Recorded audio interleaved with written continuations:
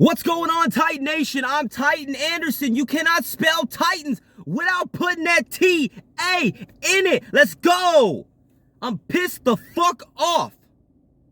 And the only reason I didn't make a video last night is because I couldn't stop coughing. I ain't feeling that fucking good. I'm upset. I'm tired of Mike Vrabel. You gots to fucking go. Oh my God, bro. What was it, 4th and 2? Basically, there's midfield, their side of the field, and we don't go for it? The fuck is wrong with this guy? Let's go win a game. Do you remember that when he won his fucking Ring of Honor or whatever the fuck from the Patriotic Pebbles, those little princesses over there? A lot of let's, a lot of us type talk. Let's send his fucking ass back to New England. How about that? I'm sick of this shit, bro. Mike Vrabel is way too good of a coach to allow this shit to continue. And all he does is sit there and not adjust, bro. He doesn't adjust to what's going on. He's not making adjustments. He's allowing the same bullshit to continue to happen. Why is Andre Dillard still the fuck in there? Tell me that. You the head coach of this football team and you allow that garbage to can't even talk, bro. You got TA unable to talk. You got that garbage in there continuing to get his ass destroyed. He can't block shit. And then I put that video out on Dylan Raduns. Did you see that? I can't remember what defensive player that was. It was Dylan Raduns and it could have been Peter Sklar. I'm not sure who it was. I'm not going to be honest, but it was Dylan Raduns and somebody else double teaming a dude, and Dylan Raduns still fell on his ass. Terrible fucking draft pick. And it sucks because we've had too many terrible draft picks, man. Luckily though, things have changed. I really like this last year's draft. Still got to see, the later guys. We didn't have that many draft picks, but again, the first 4 I'm a big fan of. Let's start out at the 4th pick. Josh Wiley looks like he should be our tight end number 1. And let's just talk about that. Let's start there. CHIG can't catch shit. CHIG can't catch a cold if he fell out of the boat of the Titanic and was in that cold fucking water. You can't catch fucking anything. You got no hands, bro. What the fuck? Every fucking game, you drop something. Every fucking game. It's something where you make a mistake, a fucking false start. You on the wrong side. You don't know where you're at. You ain't making a guy miss. You ain't creating separation. Get on the fucking bench. This is bullshit. Everybody's sitting there like, oh, nah, Chiggy, Delaney Walker 2.0, Jonnu Smith. It's almost like they merged into one player. Fuck no, it's not. This is ridiculous. And people keep asking why I want Brock Bowers in the draft. Get the fuck out of here, bro. I want Marvin Harrison Jr. I want the Marvelous Marvin. I want Marvelous Marv. You know what I'm saying? Or Brock Bowers. That's who the fuck I want. One of those guys. And everyone can go say Joe Alt. They can say whatever. I would love to have him as well. But we need fucking playmakers right now. We need blocking. We need a lot of things, right? We got the most money to spend in free agents in the offseason next year. This team's a fucking mess. This team's falling a fucking apart, bro. It's crazy. And it all starts with fucking Mike Vrabel and his stupid ass decisions to play weak ass players that are getting our quarterbacks fucking destroyed. A lot of people want to crucify Tim Kelly. I think he's been okay. Yeah, he hasn't been perfect. No one's fucking perfect. Nobody is. But he at least has creative plays. He just goes away from shit. Like that play, look at that first drive. He had Ty Spears in the quarterback, and he fakes the handoff to Henry and runs to the right and gets a bunch of yards, first down. Why is Ty and Henry not on the field at the same time hardly ever, knowing how hard it is to stop them? Stop thinking about it like positions for a second. When we drafted Ty Spears, go watch my live draft reaction. I fucking make it as clear as day. He's a weapon, bro. We can line him up anywhere. He's not just a running back. Like, yeah, he's a running back by position, but bro, look what he can do. Look at what he can do, bro. He makes people miss. I call him the barber now because he's over there he's cutting people up, man, left and right, making them fall down, making them look ridiculous.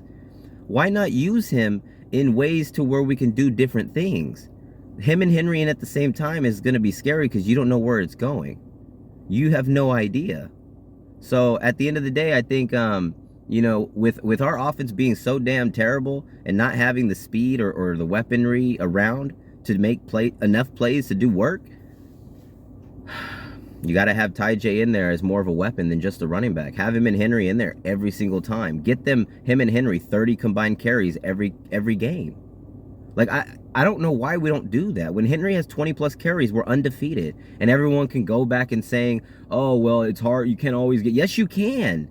Just like I said, why are we running the ball in stupid-ass formations where you've got no D-Hop? We'll literally run the ball, and it'll be Chris Moore out there, sometimes just Chris Moore, and everyone bunched together, and it's Derrick Henry. Do you really think the defense thinks you're going to do a play action?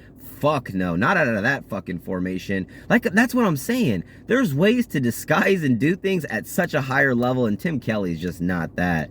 Again, I think he's done things that are good, but he lacks consistency, and he lacks the ability to know how to find mismatches when he's out there playing. He just doesn't do that. So I think, first of all, this team's going to be way different next year, but yeah, I think TIJ needs to be used as a weapon more than just a running back. You know, you go to the second round pick. We traded up and got Will Levis. That's crazy. I'm going to continue to call him our superstar. I look at the throws he makes. He continues to make throws. That throw last game, yesterday, NWI, how do you not catch that, bro? It went right through your fucking hands.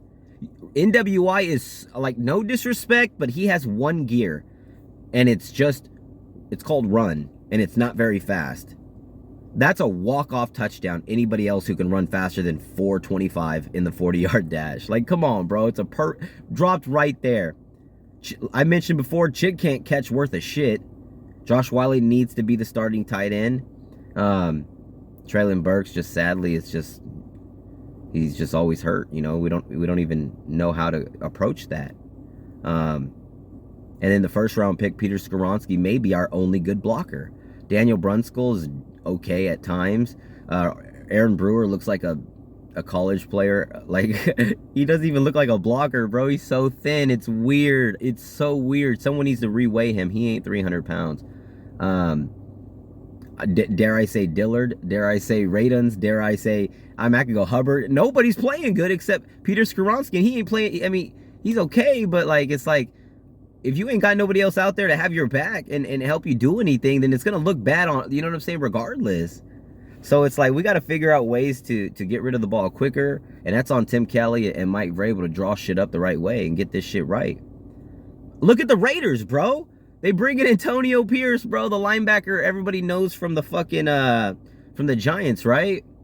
They bring his ass in there, and now they're smoking packs every single day. 2 wins in a row, and they're over there in the locker room smoking like cigars and shit. Are you kidding me? Like, I'm not for that. The smoking shit, that's nasty to me, but it's like just showing how happy. Look at Adams, bro. He's over there dancing around. Before, he was pissed, bro. He looked like he didn't want to be there. Winning changes everything, and sometimes just a little bit of swag will change everything. Mike Vrabel's hanging his head like a pussycat, you know what I'm saying? Like, every time we lose, it's just like, it's negativity. Like, you know, it's crazy, bro. We need something else. We need to ship Mike Vrabel's ass off to New England if we still can. I know we can't, you know what I'm saying? But, like, after the year's over, see what we can try to get for that guy and get a new coach. Or if we're going to keep Vrabel, then we got to, like, I don't know, man. I would love to know what you guys would like to do. I like Vrabel. I just don't like how he allows terrible players to continue to get dominated out there. It doesn't make any sense to me. Man, it's fucking wild. I'm frustrated as shit, as you guys can tell, bro. It's like, we're 3-6, man. We're fucking 3-6. Definitely, I mean, dare I say, definitely not going to the playoffs. It's just we don't have the pieces right now to go. This year was about, and I keep mentioning it, I'm going to mention it. This year was about finding out who our quarterback was.